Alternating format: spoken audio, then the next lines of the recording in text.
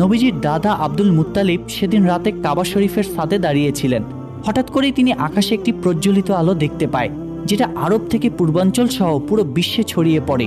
আলোটিকে দেখে Abdul Muttalib অনেক অবাক হয়ে যায়, আর তিনি দৌড়ে নিচে চলে আসেন। এখানে তিনি দেখেন যে কাবা শরীফের ভিতরে বিভিন্ন পূজারীদের রাখা যে ৩৬০টি মূর্তি ছিল, সেগুলো সব মাটির দিকে নত হয়ে ভেঙে পড়ছে।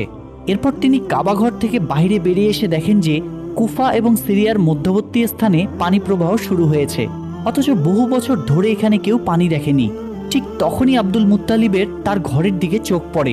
তিনি এখানে দেখতে পায় আজকে তার ঘরের মধ্য থেকে অদ্ভুত এক ধরনের নূরের আলো বের হচ্ছে, যেটা এর আগে তিনি কখনো কোনোদিন দেখেনি। আব্দুল মুত্তালিব তখন ধীরে ধীরে তার ঘরের দিকে এগিয়ে যেতে থাকে, কিন্তু যখন তিনি তার ঘরের দরজার কাছে পৌঁছায় তখন তিনি দেখেন যে মা আমেনার কোল জুড়ে একটি ফুটফুটে শিশুর জন্ম হয়েছে, যার শরীর থেকে অসম্ভব পরিমাণে নূর বের হচ্ছে। আব্দুল মুত্তালিবের চোখে তা দেখে পানি চলে আসে, কারণ সেই সময় আরবের অন্ধকার সমাজে প্রদীপের আলো হয়ে আসেন নবীজি মোহাম্মদ সাল্লাল্লাহু আলাইহি ওয়াসাল্লাম। পরের দিন আব্দুল মুত্তালিব তার নাতির আকিকার জন্য উট জবাই করে গরিব দুঃখী মানুষদের খাওয়ান। সেখানে তাকে সাহায্য করছিল তার ছেলে আবু তালিব। তখন সেখানে আবু তালিবের বড় ভাই অর্থাৎ নবীজির আরেক চাচা আবুল লাহাব আসেন। তবে গরিবদের সাথে একসাথে বসে খেতে হবে দেখে বাড়ির দরজা থেকেই তিনি চলে যান। আসলে আবু লাহাব অনেক অহংকারী লোক ছিলেন। অন্যদিকে মা আমেনার বুকে দুধ তৈরি হচ্ছিল না, তাই শিশু মুহাম্মদকে দুধ খাওয়ানোর জন্য একজন মহিলাকে ডাকা হয়। সে ছিল আবু লাহাবের স্ত্রীর দাসী। তাই আবু লাহাব ঘরে ফেরার পর তার স্ত্রী তার সাথে অনেক রাগারাগি করে যে তার দাসীকে এই কাজের জন্য কেন নেওয়া হলো। আসলে আবু লাহাবের স্ত্রীও অনেক অহংকারী ছিল। অন্যদিকে দেখা যায় ইহুদিরা মিলে কথা বলছিল।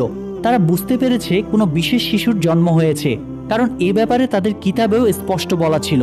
ফলে যেদিন রাতে নবীজির জন্ম হয় সেদিন রাতের আকাশের সেই আলো দেখেই খ্রিস্টান এবং ইহুদিদের ধর্মযাজকরা বুঝে গিয়েছিল তার মানে সেই শিশু পৃথিবীতে চলে এসেছে। তবে ইহুদিরা বেশ চিন্তিত ছিল, কারণ তারা জানতে পেরেছিল যে কোনো ইহুদির ঘরে এমন শিশু জন্ম নেয়নি, তাহলে সেই শিশুটি কে হতে পারে। আর এজন্য তারা তখন সেখানকার অনেক বাচ্চাকে কিনতে চায় যেন সেই শিশুটি তাদের দলে আসে। এমনকি টাকার বিনিময়ে ভণ্ড মহিলাদেরকে দায়িত্ব দেয় শরীরের কোনো বিশেষ দাগের মাধ্যমে শিশু নবীজিকে খুঁজে বের করার জন্য। যাই হোক, এরপর দেখা যায় বাচ্চাদের নাম রাখার উৎসব চলছে।